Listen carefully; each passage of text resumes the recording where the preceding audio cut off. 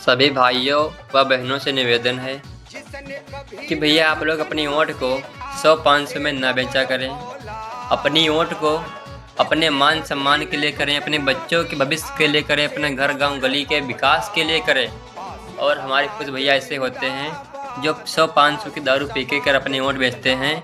तो भाई साहब, दारू पीने से सरकार चलती है और ना पीने से आपका परिवार। तो भैया आप लोग बताओ, अपना परिवार चलाना है या फिर सरकार? धन्यवाद।